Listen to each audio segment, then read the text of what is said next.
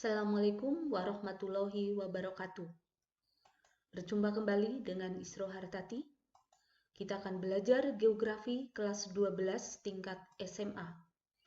Konsep wilayah dan tata ruang. Awali belajar dengan berdoa, berniat mencari ridho Allah Subhanahu wa Ta'ala. Kemana kaki melangkah, di situ ada pembelajaran geografi. Amati lingkungan sekitar, pahami peta, perbanyak literasi, geografi akan kau kuasai. Selamat belajar, semoga sukses. Konsep wilayah dan tata ruang. Kompetensi dasar 3.1.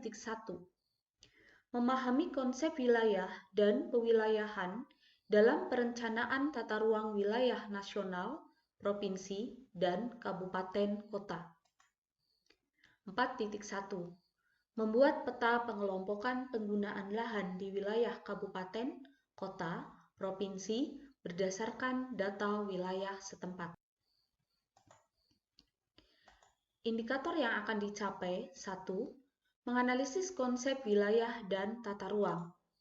2. Menganalisis pembangunan dan pertumbuhan wilayah. 3. Mengevaluasi perencanaan tata ruang nasional, provinsi, dan kabupaten kota. 4. Mengidentifikasi permasalahan dalam penerapan tata ruang wilayah.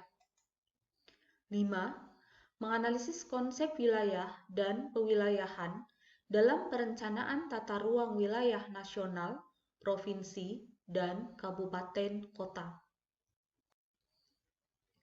Anak-anak ingat kembali konsep geografi yang pernah diajarkan di kelas 10. Menurut hasil seminar lokakarya di Semarang, geografi mempelajari persamaan dan perbedaan gejala-gejala geosfer dengan sudut pandang kewilayahan dan kelingkungan dalam konteks keruangan.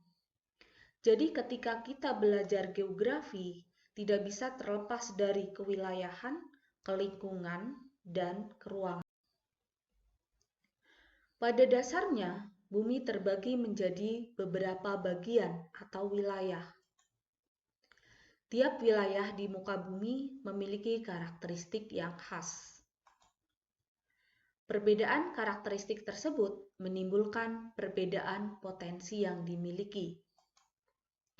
Sehingga ada daerah yang cepat tumbuh dan berkembang, dan ada daerah yang lebih lambat dalam perkembangannya.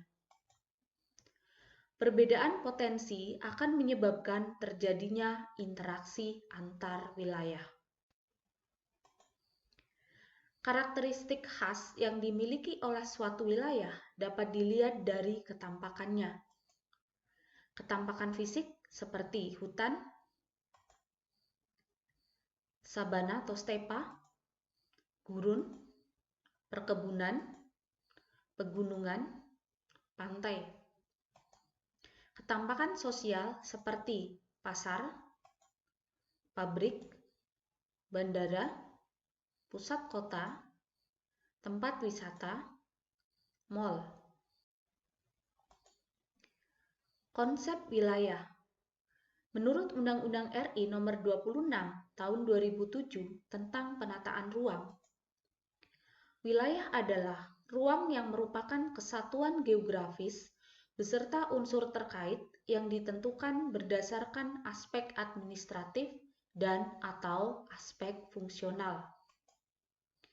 Menurut Taylor, wilayah adalah suatu daerah tertentu di permukaan bumi yang dapat dibedakan dengan daerah tetangganya atas dasar kenampakan karakteristik yang menyatu.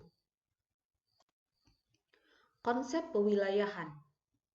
Pewilayahan merupakan proses penentuan suatu wilayah berdasarkan kriteria tertentu. Secara sederhana disimpulkan bahwa wilayah merupakan suatu objek, pewilayahan menunjukkan proses terbentuknya objek tersebut. Pengertian wilayah dan pewilayahan. Wilayah adalah suatu daerah yang memiliki karakteristik tertentu. Misalnya, wilayah kota, wilayah pedesaan, wilayah iklim tropis. Pewilayahan adalah suatu proses deliniasi atau penentuan batas suatu wilayah. Fungsi pewilayahan antara lain perencanaan wilayah, peramalan atau prediksi perkembangan wilayah, analisis wilayah. Wilayah dapat dibedakan menjadi wilayah formal dan wilayah fungsional. Contoh wilayah formal, perhatikan gambar di layar, ini adalah hutan.